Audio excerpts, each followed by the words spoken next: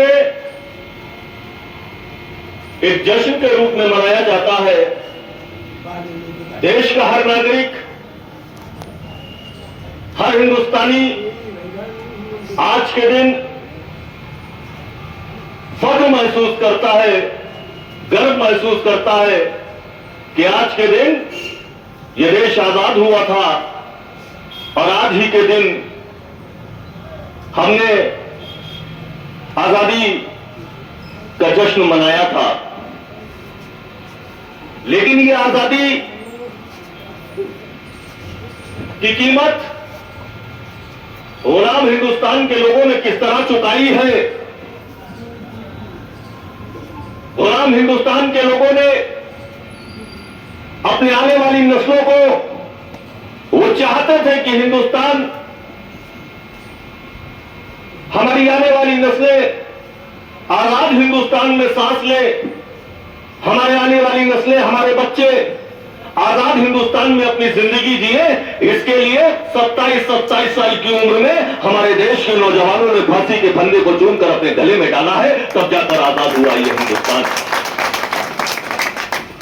बहुत सारे लोगों ने,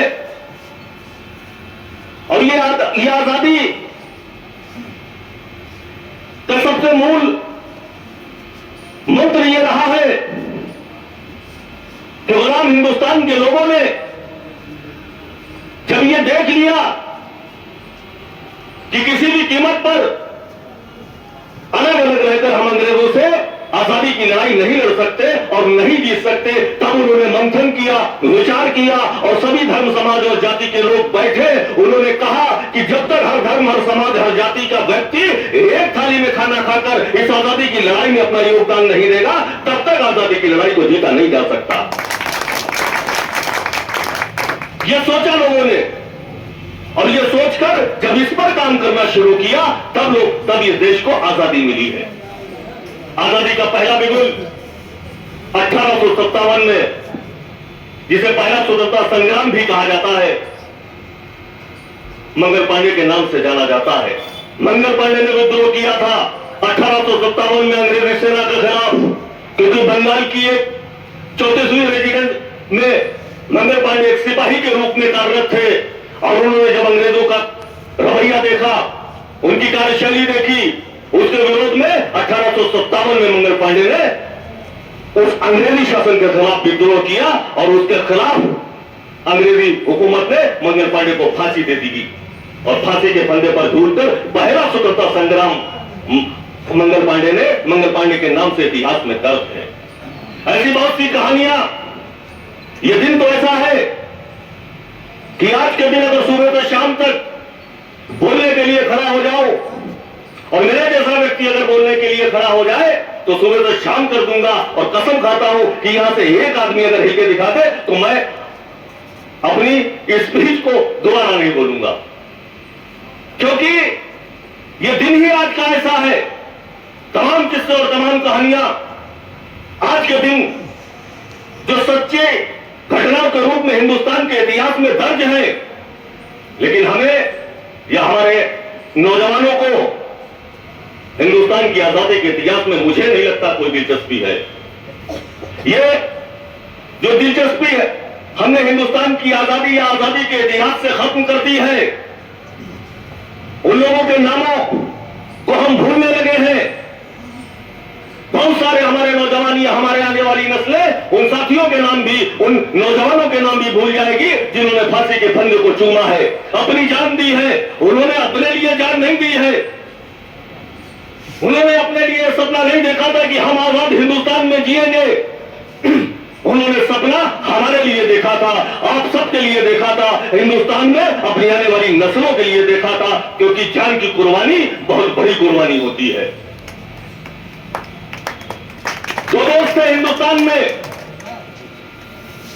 उनकी दोस्ती मशहूर थी पंडित रामचरण दास और मौलवी आमिर। जब उन्होंने देखा कि आजादी की लड़ाई शुरू हो गई है तो अपने गांव में, अपने इलाके में इन्होंने भी अंग्रेजों के खिलाफ आजादी का बिगुल फूंक दिया।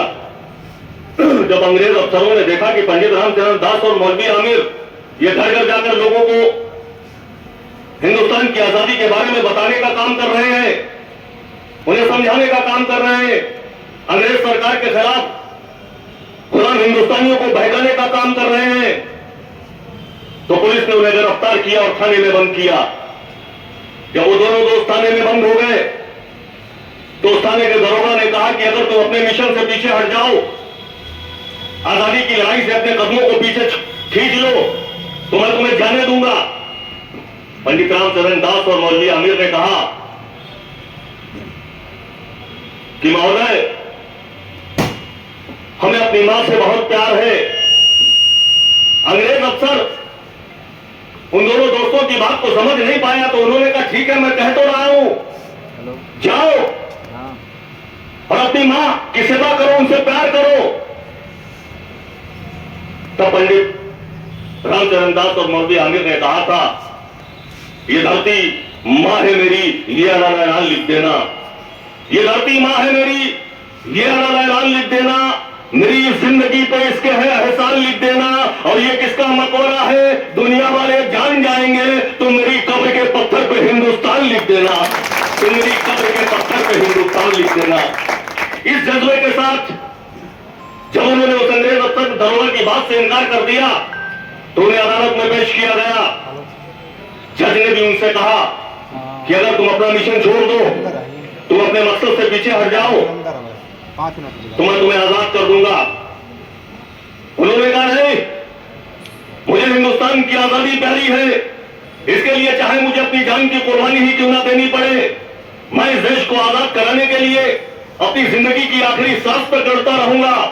अंग्रेज जज को गुस्सा आया और उस अंग्रेज जज ने मौलवी आमिर और पंडित रामचरण दास को फांसी की सजा सुना दी। जब दोनों दोस्तों को फांसी की सजा हो गई और उस फांसी की सजा के बाद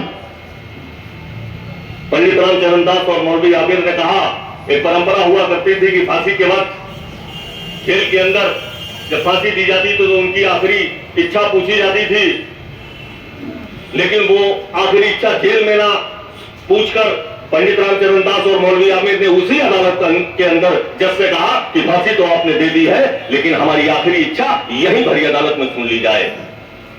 जज ने कहा मरने वाले तो हैं, फांसी तो दिन और तारीख तय हो गई, फांसी तो होनी है। तो उसने कहा बताओ तुम्हारी आखिरी इच्छा क्या है।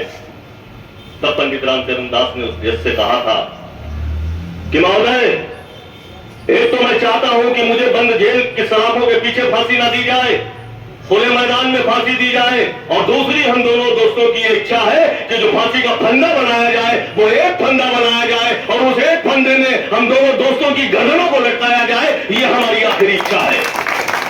ये जज्बा था, इसी जज्बे को जीकर हिंदुस्तान को आजादी मिली है। और जब तक ये जज्बा आज की नस्लों में, हमारे नौजवान साथियों में नहीं पैदा होगा, तब तक हिंदुस्तान की तरक्की बहुत मुश्किल लगती है। क्योंकि जब तक हर साथी, हर व्यक्ति, हर नौजवान अपनी जिम्मेदारी, अपने दायित्व को इस देश के प्रति नहीं समझेगा, उसे इस देश के प्रति अपनी जिम्मेदारी को समझना होगा। फांसी पर लटके उन क्रांतिकारियों के बलिदान और उनकी कुर्बानियों को समझना होगा।